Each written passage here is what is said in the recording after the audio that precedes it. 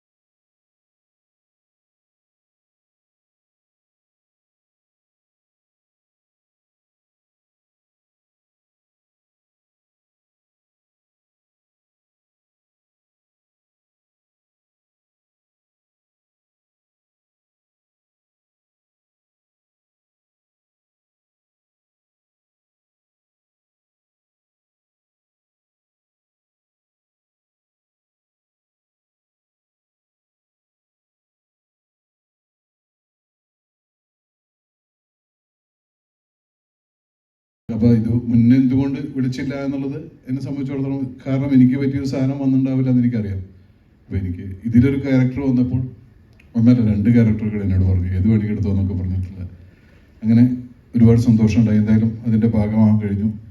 ദീനുവിനെ പറ്റി പറഞ്ഞ പോലെ ചായയൊക്കെ വിളമ്പി തന്നിരുന്ന അദ്ദേഹം ലൊക്കേഷനിൽ വീട്ടിൽ നിന്ന് കടി ഉണ്ടാക്കിക്കൊണ്ടിരും വൈഫ്, ഇവൻ ചായ വിളമ്പും. ഞങ്ങളവിടെ അല്ലേ നമ്മളെന്തായിരുന്നു പിന്നെ പഴംപൊരി ചോദിച്ചു എന്നൊക്കെ കേട്ടു എന്നൊക്കെ കഥയൊക്കെ എന്താ വെച്ചാൽ അവിടെ നമ്മുടെ ഇവിടുത്തെ പോലെ പ്രോപ്പർ ആയിട്ട് കറക്റ്റ് സമയങ്ങളിൽ ഇത് വരാൻ കുറച്ച് ബുദ്ധിമുട്ടായിരുന്നു. ഇവർക്ക് അതിന്റെ പ്രൊഡക്ഷൻ ഒന്നും അറിയില്ല. ഇപ്പൊ 3 മണിക്ക് ഒരു ചായ ഉണ്ട്, 5 മണിക്ക് കടിയും ചായയും കൂടി കിട്ടുക, ഇതൊന്നും അവർക്ക് അറിയുന്ന പരിപാടിയൊന്നുമല്ല. അപ്പൊ ഇവരെപ്പോഴെങ്കിലും ഇപ്പൊ നമ്മളെ യൂണിറ്റിലെ ആളുകളൊക്കെ ഒരുപാട് നേരം വർക്ക് ചെയ്തിട്ടൊക്കെ 4 മണി 4:30 ആകുമ്പോഴത്തേനും ഒന്നും സ്നാക്സും ചായ ഒന്നും വന്നില്ലല്ലോ എന്നൊക്കെ. അപ്പൊ അവർക്ക് വേണ്ടിയാണ് ഇഷാദ് പറഞ്ഞതെന്ന് വരുത്തി തീർത്തുകൊണ്ട് പുള്ളിക്ക് വേണ്ടിയാണ് സംഭവം പറഞ്ഞത്. വേറെ കാര്യം അവസാനം ലൊക്കേഷനിൽ പഴംപൊരി ചോദിച്ചെന്ന് കേട്ടു എന്നൊക്കെ പറഞ്ഞിട്ടുള്ള തമാശയായിരുന്നു. എന്തായാലും ഒരു വല്ലാത്തൊരു എക്സ്പീരിയൻസ് ആയിരുന്നു. മരുഭൂമിയിലുള്ള ഒരു പീഡനം ഞങ്ങൾ കുറച്ചായി അനുഭവിച്ചിട്ടുള്ള, ഇവരകത്ത് കയറിയിട്ട് ഒരുപാട് അനുഭവിച്ചു. തീർച്ചയായിട്ടും ഇതൊരു തമാശ മാത്രമല്ല കേട്ടോ, സീരിയസ് ആയിട്ട് പറയാം. കാരണം നമ്മൾ എളുപ്പത്തിൽ പോയി ഷൂട്ട് ചെയ്ത് വന്നൊരു സിനിമയല്ല അത്. അത്രയും കഷ്ടപ്പെട്ടവളാണ്. കാരണം നമ്മൾ ഈ സിനിമയിൽ കുറച്ച് ട്രെയിലർ ഷോട്ട്സ് കണ്ടു, പക്ഷേ അതിനേക്കാൾ ഉപരിയായിട്ട് സിനിമയിൽ നിങ്ങൾക്ക് ഒരുപാട് അനുഭവിച്ച ബുദ്ധിമുട്ടുകൾ നേരിട്ട് തീർച്ചയായിട്ടും സിനിമയിൽ കാണാൻ സാധിക്കും. അത്രത്തോളം പെർഫെക്റ്റ് ആയിട്ട് അനുഭവിച്ചതാണ്, അതാ പറയാൻ കാര്യം. കാരണം വളരെ സൗകര്യത്തോട് പോയിട്ട് എന്താ പറയുക, നമ്മൾ കാരവനിൽ പോയി ഇരിക്കുക, സൗകര്യമുള്ള സമയത്ത് പോയിട്ട് വന്ന് അഭിനയിക്കുക, ആ രീതിയിലായിരുന്നില്ല. മൊത്തത്തിൽ ആ ഒരു ഡ്രൈനെസ്സും ഒക്കെ തന്നെ അനുഭവിച്ചുകൊണ്ട് തന്നെ അഭിനയിച്ചതാണ്. ഞാനല്ല കൂടുതലായിട്ടും, ഇതിൽ കൂടുതലും സർജാനോ ഖാലിദും നമ്മുടെ നായികയും അനീഷും അവരൊക്കെയാണ് കൂടുതലായിട്ടും അത് അനുഭവിച്ചത്. അത് തീർച്ചയായും ഞാനിപ്പോ ഇവിടെ വന്നപ്പോ ദിനേശേട്ടനെ കണ്ടു, PRO ദിനേശേട്ടൻ്റെ സിനിമ കണ്ടിട്ടുണ്ട്. പുള്ളി പറയാം ആ മരുഭൂമിയിൽ അനുഭവിച്ചത് കണ്ടാൽ തന്നെ ഈ സിനിമ എല്ലാവരും കാണണം തോന്നും, അത്രമേൽ അവര് എഫർട്ട് എടുത്തിട്ടുണ്ട് ആ സാധനത്തില്. ഇങ്ങനെ ഉണ്ടായിരുന്നു എക്സ്പീരിയൻസ് കണ്ടില്ലേ? കണ്ടു അതിന്റെ ചോദിച്ചാൽ നല്ല എക്സ്പീരിയൻസ് ആയിരുന്നു. First of all thank you Aneeshka and Lin ചേട്ടൻ എനിക്കിങ്ങനെ ഒരു ഓപ്പർച്യൂണിറ്റി തന്നതിന്. ആൻഡ് താങ്ക് യു വിജയ് ചേട്ടാ എന്നിങ്ങനെ ഒരു പ്ലാറ്റ്ഫോമിൽ എത്തിക്കാൻ ഉള്ള ഫസ്റ്റ് സ്റ്റെപ്പ് എടുത്തതിൽ താങ്ക് യു സോ മച്ച്. ഈ സിനിമ എന്നെ സംബന്ധിച്ചിടത്തോളം ഭയങ്കര പേഴ്സണലാണ്. കാരണം നമ്മൾ ക്രൂവിലുള്ള കുറച്ച് പേര് മാത്രം ഇവിടുന്ന് പോയിട്ട് അവിടെ ശരിക്കും പറഞ്ഞാൽ നന്നായിട്ട് കഷ്ടപ്പെട്ടിട്ടുണ്ട്. എനിക്ക് വയ്യാണ്ടായി, ഞാൻ ഹോസ്പിറ്റലിലേക്ക് ആയിരുന്നു, ഇടയ്ക്ക് പോകും, ട്രിപ്പ് ഇടും, എന്നിട്ട് തിരിച്ചു വരും, ഷൂട്ട് ചെയ്യും. പക്ഷെ ഞാനൊന്നല്ല, ഇവിടെ യൂണിറ്റിലെ ചേട്ടന്മാരും പിന്നെ പുറത്തിറങ്ങി പണിയെടുക്കുന്ന നമ്മുടെ ഡയറക്ടറും DOP-യും പ്രൊഡ്യൂസർ വരെ ഇവരൊക്കെയാണ് കഷ്ടപ്പെട്ടിട്ടുള്ളത്. അവർക്കാണ് ശരിക്കും ഒരു കൈയടി കൊടുക്കേണ്ടത്. ആദ്യം ഈ ഇവന്റിന് വന്ന എല്ലാവർക്കും നന്ദി. അതെനിക്കും പറയാൻ കേട്ടോ, ആദ്യം പറയാൻ വിട്ടുപോയി. താങ്ക് യു സോ മച്ച് എല്ലാവരും ഇവിടെ എത്തിയതിൽ. ഇങ്ങനൊരു ചെറിയൊരു ഫംഗ്ഷനിൽ നിങ്ങളെല്ലാവരും വന്നതിൽ താങ്ക്സ് ലോട്ട്. സോറി, ബാക്കി പറഞ്ഞു. പിന്നെ അവസാനം മൈക്ക് കിട്ടുമ്പോൾ ഉള്ള ഒരു പ്രശ്നം ഇതാണ്, പറയേണ്ട കാര്യങ്ങളൊക്കെ ആദ്യം തന്നെ എല്ലാവരും പറഞ്ഞിട്ടുണ്ടാവും. ഇതറിഞ്ഞത് ഞാൻ നേരത്തെ വിളിച്ചത്. ഈ മേക്കിംഗ് വീഡിയോയിലൊക്കെ കണ്ടില്ലേ, അപ്പോൾ ഞാനും ആദ്യം ഈ സ്റ്റോറി കേട്ടപ്പോൾ ഒമാനിലാണ് ഷൂട്ട് ചെയ്യുന്നത്, സർവൈവൽ പരിപാടിയാണ്, ഇതെന്തായാലും ഒന്ന് അറിയണം എന്നുള്ളൊരു ക്യൂരിയോസിറ്റിയിലാണ് ഈ പ്രൊജക്റ്റ് ഞാൻ എടുത്തത്. എന്തായാലും കുറച്ച് കഷ്ടപ്പെടുന്നുള്ള കാര്യം അറിയായിരുന്നു, പക്ഷേ ഇത് ഇച്ചിരി കൂടിപ്പോയി. പക്ഷെ അതിൻ്റെയൊക്കെ റിസൾട്ട് ഉണ്ടാവട്ടെ എന്ന് ആഗ്രഹിക്കുന്നു. ഡെസേർട്ടിലുള്ള ഒരു 15 days ഷൂട്ടിൻ്റെ അവസാനമുള്ള ഒരു 15 days ഞങ്ങൾ ഡെസേർട്ടിലായിരുന്നു. അപ്പോൾ ആദ്യം മസ്കറ്റിൽ കുറേ നല്ല നല്ല കാഴ്ചകളൊക്കെ കണ്ടു.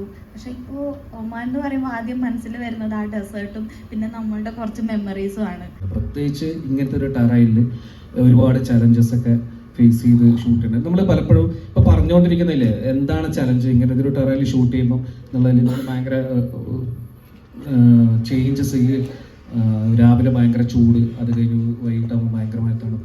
പക്ഷേ ഇതിൻ്റെയൊക്കെ ഇടയ്ക്ക് നമ്മുടെ സിനിമയിലൊരു ഈ ഡെസേർട്ട് ലോക്ക് എന്ന് പറയുന്നൊരു ആ ഒരു കോൺസെപ്റ്റിൽ നമ്മൾ ഫേസ് ചെയ്യേണ്ടി വരുന്ന കുറേ കാര്യങ്ങളുണ്ട്. അവിടുത്തെ ആനിമൽസ് അല്ലെങ്കിൽ കാര്യം. അതിലൊരു മെയിൻ നമ്മുടെ ഒരു ചലഞ്ച് എന്ന് പറയുന്നത് സാൻഡ് സ്റ്റോം ആയിരുന്നു. അപ്പോൾ നമ്മൾ ഈ കൊടും ചൂടിൽ നിൽക്കുന്ന സമയത്ത് നമ്മൾ ഈ സിനിമയിൽ ഈ മേക്കിംഗ് വീഡിയോയിലോ ട്രെയിലറിലോ കാണിക്കുന്ന സെക്കൻഡ്സ് ഒരു സാൻഡ് സ്റ്റോം എന്ന് പറയുന്നത് VFX ഉണ്ട് ഈവൻ. എന്നാലും അത് നമുക്ക് ഉണ്ടാക്കിയെടുക്കാൻ മണിക്കൂറുകളോളം വലിയ പ്രൊപ്പല്ലർ വെച്ച് നമ്മളുടെ അടിച്ചുകൊണ്ടിരിക്കണം ഈ ഒരു ചൂടിൽ. അങ്ങനത്തെ കുറേ ചലഞ്ചസ് ഉണ്ടായിരുന്നു. അപ്പം അതിൻ്റെയൊക്കെ ഇടയ്ക്ക് ഞാൻ എൻ്റെ കൂടെയുള്ള ആർട്ടിസ്റ്റുകൾ ആക്ടേഴ്സിനെ ഞാൻ ഡീൽ ചെയ്യണം. നമ്മൾ ഒരു ഡയറക്ടറുടെ ജോലിയുണ്ട്, അതോടുകൂടി ഞാൻ അഭിനയിക്കുകയും ചെയ്യാമെന്ന് പറയുന്നതിൻ്റെ ഒരു പ്രശ്നമുണ്ടായിരുന്നു. പക്ഷേ ഈവൻ ഞാൻ ട്രസ്റ്റ് ചെയ്തത് ഫസ്റ്റ് ഓഫ് ഓൾ വിഷ്ണുവിനെ, നോട്ട് ആസ് എ DOP മാത്രമല്ല, ആസ് എ ഫ്രണ്ട്. കാരണം ഞാനും ഇവനും തമ്മിലൊരു 10-14 വർഷത്തെ ഒരു പരിചയമുണ്ട്, ഫ്രണ്ട്ഷിപ്പ്. നോക്കിക്ക എങ്ങനെ ഉണ്ടായിരുന്നു. ഭയങ്കര ഡിഫറെന്റ് ആയിട്ടുള്ള ഒരു സ്റ്റോറിയാണ്. ഇതിന് മുന്നേ അനീഷേട്ടന് വേണ്ടിയിട്ടുള്ള എല്ലാ മൂവിയിലും സോങ്സ് ചെയ്തിട്ടുണ്ട്, അതെല്ലാവരും ആക്സെപ്റ്റ് ചെയ്തു. അപ്പോൾ ഈ ഒരു ഭയങ്കര ഡിഫറെന്റ് ജോണറിലുള്ള ഒരു സിനിമയ്ക്ക് വേണ്ടിയിട്ട് മ്യൂസിക് ചെയ്യുമ്പോൾ ആ ഒരു എക്സ്പീരിയൻസ് എങ്ങനെയുണ്ടായിരുന്നു? നല്ല എക്സ്പീരിയൻസ് ആയിരുന്നു.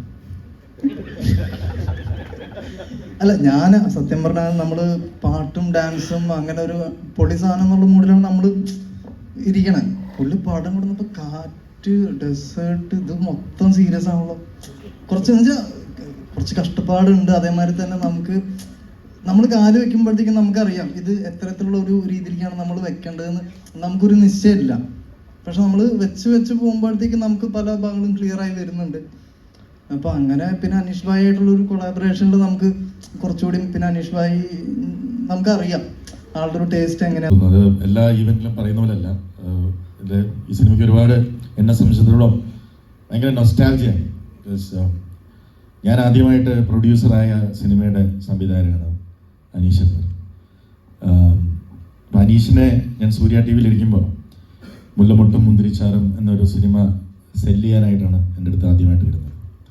അപ്പം ഞാൻ നോക്കുമ്പോൾ ആദ്യമായിട്ടാണ് ഒരു ഡയറക്ടർ ഒരു മൂവി സെല്ല് ചെയ്യാൻ വരുന്നത്. സാറിന് പ്രൊഡ്യൂസറാണ്. അപ്പം അനീഷിനോട് പറഞ്ഞു, സാർ ഞാനാണ് ഇതിൻ്റെ മാർക്കറ്റിങ്ങും, ഞാൻ തന്നെയാണ് ഇത് വിൽക്കുന്നതും, ഞാൻ തന്നെയാണ് ഡയറക്റ്റ് ചെയ്തതും. അപ്പം എനിക്ക് അനീഷിനോടൊരു പ്രത്യേക അനുഭവം. ഞാൻ പറഞ്ഞ എന്തെങ്കിലും കാര്യം ചെയ്യാം. പക്ഷേ ഞാനന്ന് സൂര്യ TV വിടാൻ ഇരിക്കുന്ന സമയത്ത് അത് കഴിഞ്ഞുടനെ ഒരിക്കൽ ഞാൻ വിട്ടു എന്ന് പറഞ്ഞപ്പോൾ അനീഷ് കാണാൻ വരികയും സക്രിയുടെ ഗർഭിണികൾ എന്ന് പറയുന്ന സിനിമ എന്നോട് പിച്ച് ചെയ്യുകയും, അതുകൂടാണ്ട് ഈ സിനിമയിൽ അഗൈൻ അനീഷിനെ ലോഞ്ച് ചെയ്ത പോലെയാണ് എനിക്ക് സക്രിയുടെ ഗർഭിണികൾ. പിന്നെ സർജാനോ ഇതേപോലെ 5 വർഷം മുമ്പ് ജൂൺ എന്ന സിനിമയുടെ ഓഡിഷന് എൻ്റെ മുമ്പിൽ വരികയും ഞാൻ അനീഷിനെ സർജാനെ കൊണ്ട് ഡാൻസ് ചെയ്യിപ്പിച്ചു, അഭിനയിപ്പിച്ചു. അങ്ങനെ അതിലെ നായകനായിട്ട് സെലക്ട് ചെയ്തു. അപ്പം സർജാനോയും ഞാൻ ലോഞ്ച് ചെയ്തതാണ്. പിന്നെ വിഷ്ണു മോഹൻ സിത്താര, വിഷ്ണു ഇതേപോലെ സക്കറിയുടെ ഗർഭിണികൾ എന്ന് പറയുന്ന സിനിമയിലെ വെയിൽ ചില്ലയും എന്ന് പറഞ്ഞ ഹിറ്റ് ഗാനം ഞാൻ ഞങ്ങളുടെ സിനിമയുടെ കൂടെ ലോഞ്ച് ചെയ്തതാണ്. പിന്നെ വിഷ്ണു എൻ്റെ ഭാഗ്യ സിനിമോട്ടോഗ്രാഫർ എന്ന് പറയാം. എൻ്റെ ഫസ്റ്റ് ഞാൻ പ്രൊഡ്യൂസറായ സിനിമയുടെ സിനിമാറ്റോഗ്രാഫർ. ആട് 1, ആട് 2, അങ്ങനെ ഇതൊരു അനഘയുടെ അച്ഛനുമായിട്ടാണ് എനിക്ക് കൂടുതൽ ഫ്രണ്ട്. പിന്നെ ആരാധ്യ, ആശ, പിന്നെ പറഞ്ഞു വരുമ്പോൾ എല്ലാം ഇങ്ങനെ പറഞ്ഞു പോകണം. ഇർഷാദ് ഭായ്, സുധീഷ് ഭായ്, എല്ലാവരും. അപ്പോൾ ഇങ്ങനെ പോസ്റ്ററിൽ നോക്കുമ്പം എല്ലാം പരിചയമുള്ളവരും സ്നേഹമുള്ളവരും സന്തോഷമുള്ളവരും കൂടുതലും ഞാൻ ലോഞ്ച് ചെയ്തവരും.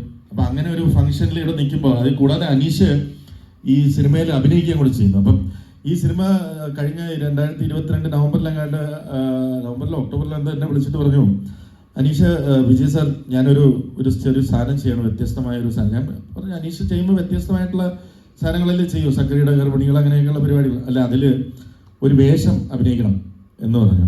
ഞാൻ പറഞ്ഞ ഇങ്ങനെയാണ്, ഡെസേർട്ടാണ്, അതാണ് പറയാം, ചെയ്യാം, നമുക്ക് നോക്കാം, വിസയൊക്കെ ഉണ്ടോ എന്ന് ചോദിച്ചാൽ. അപ്പം എനിക്ക് ഗോൾഡൻ വിസ ഉണ്ട്, ഇപ്പോൾ എപ്പോഴെങ്കിലും വിളിച്ചാൽ മതി വരാം. പിന്നെ എന്നെ വിളിച്ചിട്ട് പറയുന്നത്, സാർ ഞാനിങ്ങനെ ഒരു സിനിമ തുടങ്ങി. അപ്പം ഞാൻ വിളിച്ചാൽ അനീഷ് മറ്റത് മറന്നുപോയോ, അഭിനയിക്കാൻ എൻ്റെ അടുത്ത് പറഞ്ഞു. ഞാൻ പ്രിപ്പയർഡ് ആയിരിക്കായിരുന്നു ദുബായി പോകാനായിട്ട്. അങ്ങനെ പിന്നെയാണ് എനിക്ക് മനസ്സിലായത്, ഇത് കഴിഞ്ഞിട്ട് എന്നെ കൊണ്ടുവന്ന് എൻ്റെ മേക്കിംഗ് വീഡിയോസും കാര്യങ്ങളും ഒക്കെ കാണിച്ചു. അപ്പം എനിക്ക് മനസ്സിലായ കാര്യം എന്താണ് എന്നെ വിളിക്കാൻ. കാരണം അനീഷിനെ ഇൻട്രൊഡ്യൂസ് ചെയ്ത ആളാണല്ലോ. അപ്പം അനീഷ് എപ്പോഴും പറയും, എനിക്ക് ഏറ്റവും കടപ്പാടും സ്നേഹവും ഒക്കെ സാറിനോടാണ്, അത് എന്നും നിലനിൽക്കണം എന്ന ആഗ്രഹമുണ്ട്. ഇങ്ങനെ ഒരു പടത്തിൽ കൊണ്ടുപോയി എന്നെ അഭിനയിച്ചിട്ടിരുന്ന, ഇപ്പം ഇർഷാദ് ഭായ് ഒക്കെ പറഞ്ഞല്ലേ, എന്നെ അവിടെ കൊണ്ട് അഭിനയിപ്പിച്ചിരുന്നെങ്കിൽ അനീഷിന്റെ കാലും ഞാൻ തല്ലി ഒടിച്ച്, അല്ലെങ്കിൽ ഞാൻ തന്നെ ഏതെങ്കിലും ബിൽഡിങ്ങിന്റെ മേളിൽ നിന്ന് വീട് കാലൊടിഞ്ഞ് ആക്ട് ചെയ്തിട്ട് ഞാനിങ്ങനെ വന്നേനെ, ഈ പടം നടക്കത്തില്ലായിരുന്നു. അപ്പം മേ ബി ആ സ്നേഹബന്ധം നിലനിർത്താൻ വേണ്ടിയിട്ടായിരിക്കണം എന്നെ ഈ പടത്തിൽ വിളിക്കാനത്. എല്ലാവരും കണ്ടപ്പോഴേ ഞാൻ സത്യം പറഞ്ഞ് ഞെട്ടിപ്പോയി കേട്ടോ. എത്ര മനോഹരമായിട്ട് ക്യാമറ, അയ്യോ ഞാൻ എനിക്ക് അങ്ങോട്ട് ഇറങ്ങിപ്പോകുന്ന കണ്ടപ്പോഴേ എനിക്കെന്ത് കെട്ടിപ്പിടിക്കണമെന്നുണ്ടായിരുന്നു.